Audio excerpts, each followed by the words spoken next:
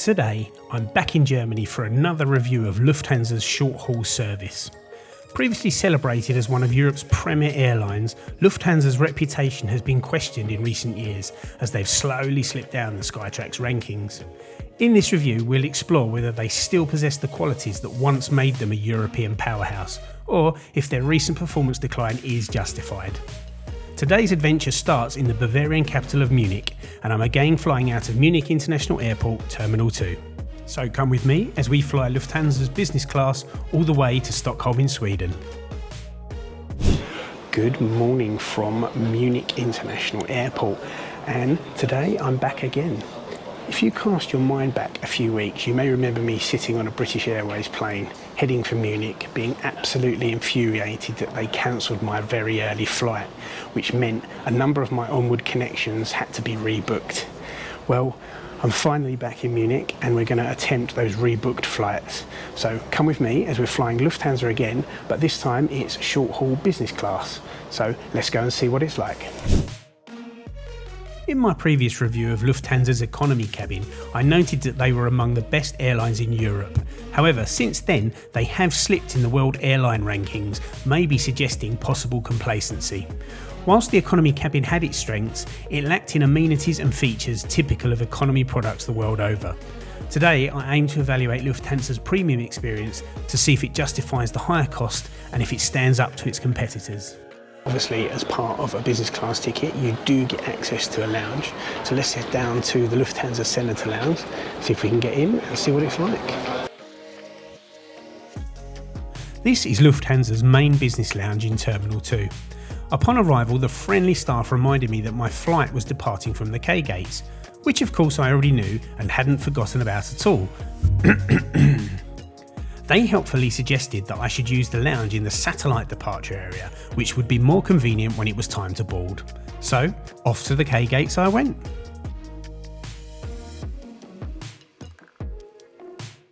The J, K and L gates are connected to the main terminal by an underground transit which runs every couple of minutes and takes no time at all.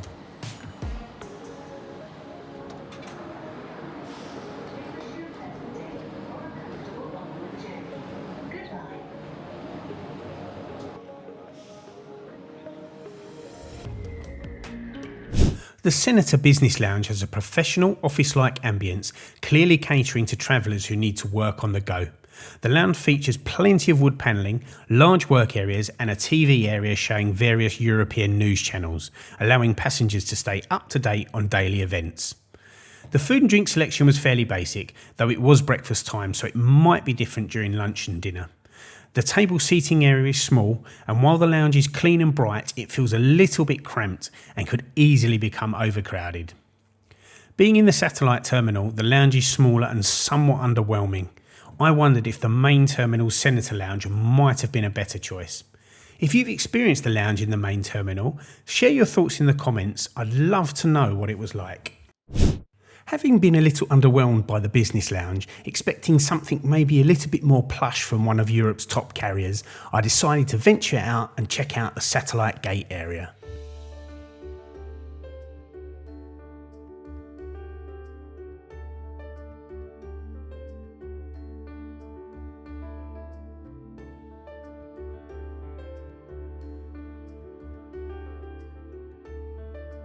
I'm down one end. And it is desolate, it is empty.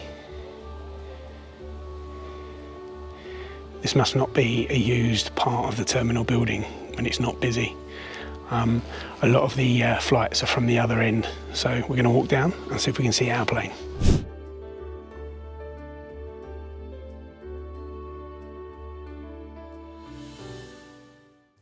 I made it to the gate in ample time and this beautiful A380 was waiting for me. Sadly, this wasn't my aircraft for today. This was a partially obscured 3-year-old A320neo delivered directly to Lufthansa in 2020. Here we go then, business class on Lufthansa short haul.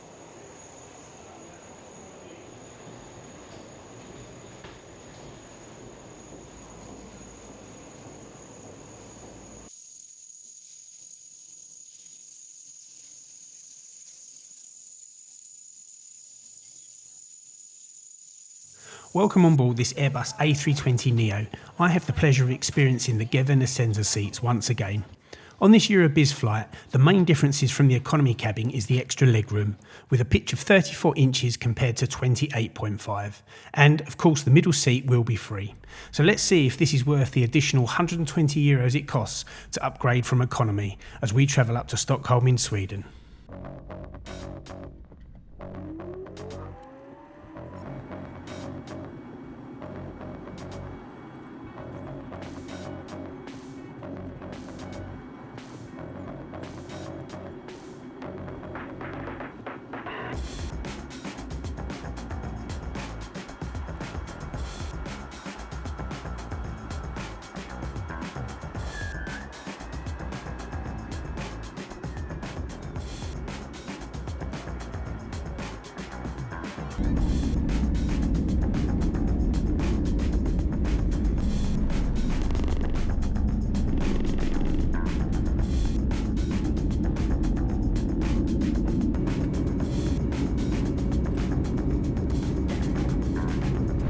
We departed from Munich's runway 08 left approximately 25 minutes behind schedule.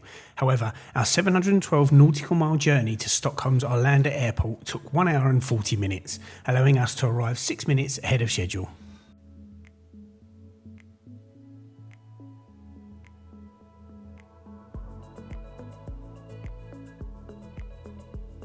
No sooner were we airborne than the cabin crew sprang into action, beginning their in-flight service. Today's offering was a chicken salad followed by a football-themed white chocolate and vanilla mousse. The food was presented well, served on real plates with proper cutlery. It was fresh, tasty, and I thoroughly enjoyed it. Not that you would have guessed it.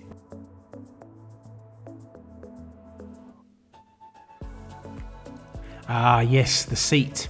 Well, unfortunately, there isn't much new to say about the seat that I haven't already covered in my Austrian Airlines or previous Lufthansa economy reviews, as they're exactly the same. For those who haven't seen them, the Gewinnersense seats are fairly standard across all of Lufthansa's new narrow-body aircraft and are relatively comfortable for short-haul flights. There is no in-flight entertainment and the tray table is on the smaller side, similar to that of the seat back pocket. However, the extra 5 inches of legroom make a huge difference compared to the standard economy offering. Additionally, all seats come equipped with a power outlet and USB ports.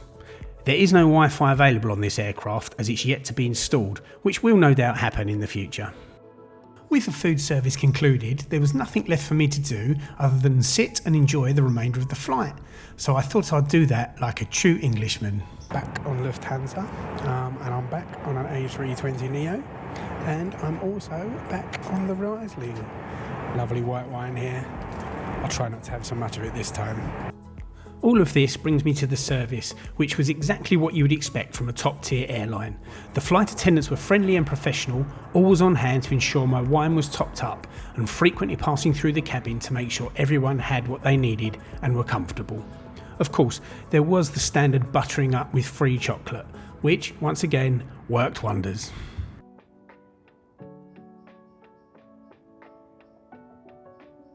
My impressions of today's flight were overall positive.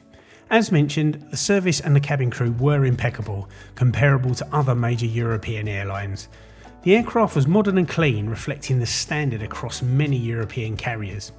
Although the lounge was underwhelming, it was still nice to have the option if needed, much like what other legacy airlines offer with business class tickets.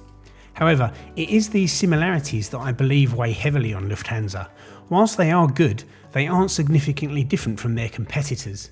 In several aspects, other airlines actually excel, particularly in lounge offerings, aircraft cabin quality and travel costs.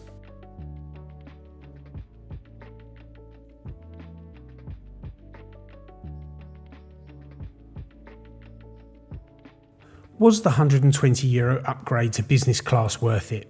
In short, not really. Adding what seems like a cheap upgrade to an already fairly expensive ticket doesn't offer much value, as the benefits mainly consist of some free food and drink in a lounge or on board. Many European airlines have adopted the Euro-biz strategy, which prioritises cabin flexibility during times of financial instability.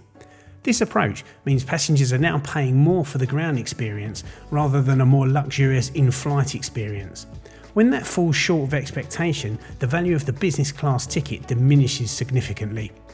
While I think Lufthansa is a good airline and I enjoyed my flight and the service, upgrading to business class did not greatly enhance that experience.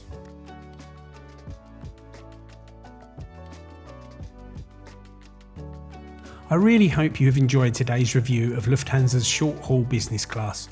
If you did, please give this video a like and subscribe if you haven't already. To support my reviews, please consider buying me a coffee through the link in the description below.